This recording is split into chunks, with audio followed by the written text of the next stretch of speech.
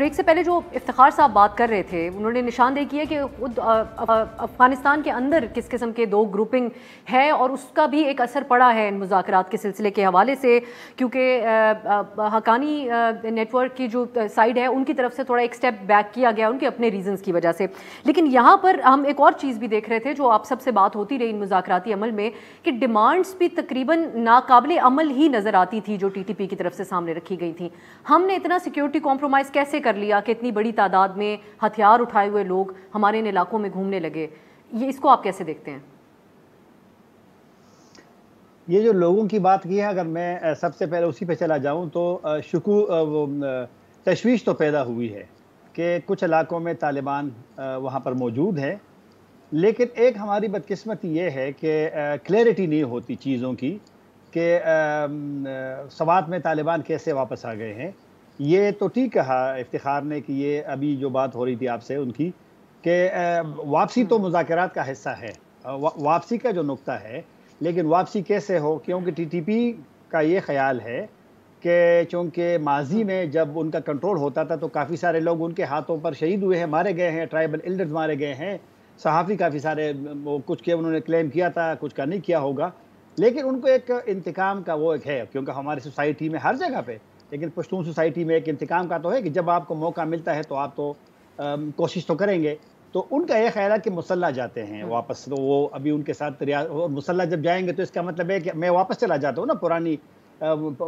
पुरानी हालत पे, तो वो तो कोई कबूल नहीं करेगा। और आपने लोगों ने ये भी ठीक कहा, जो रद्द-ए-अमल आया है जब सवात में तालिबान आ गए हैं, आप लोगों ने सवात में रद्द-ए-अमल का जिक्र किया, लेकिन जो बाड़ा है खैबर ज़िले का, उसमें जो मुज़ाहरा हुआ था अभी कुछ दिन पहले, तो वहाँ के मकामी सहाफ़ियों का कहना है कि इतना बड़ा मुज़ाहरा माजी में कभी खैबर ज़िले में या फिर माजी के खैबर एजेंसी में नहीं हुआ। तो ये लोगों का जो मूड है, ये एक मैसेज भी है, TTP के लिए भी है और अपने लोगों के लिए भी है कि लोग कंप्रोमाइज़ नहीं करते। सवात का जो मामला था, मैंने एक बड़े ज़िम्मेदार बंदे से इस्लामाबाद में सुना, सिविलियन बंदे से, जो कि बहुत अहम ज़िम्मेदार बंदा है, कि ये एक मतलब है कि TTP के लोगों को शुमाली वज़ीरिस्तान से उनको इजाज़त दी गई थी कि आप जा सकते हैं वहाँ पे सवात में, लेकिन उनके बकौल कि उन्होंने खिलाफ वर्जी की है वहाँ पे, उनके पास असलहा जो था, क्योंकि वहाँ पे जो उनकी मौजूदगी थी, वो जिस तरीके से उन्होंने एक आर्मी ऑफिसर को और एक पुलिस ऑफिसर को गिरफ्तार किया, फिर उनकी वीडियो बनाई उन्हीं के मोबाइल से, फिर उनको वायरल किया, तो ये एक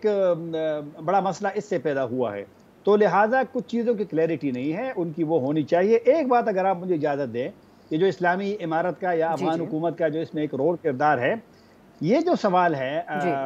ये सोच तो यहाँ पे होती है, रिपोर्ट्स भी आते हैं, इफ्तिखार ने भी बात की है कि वहाँ पर दो ग्रुप है, यानी उनके बकौल कंदहार का और फिर हक्कानियों का। ये तो इस पे तो अक्सर डिबेट होती है, लेकिन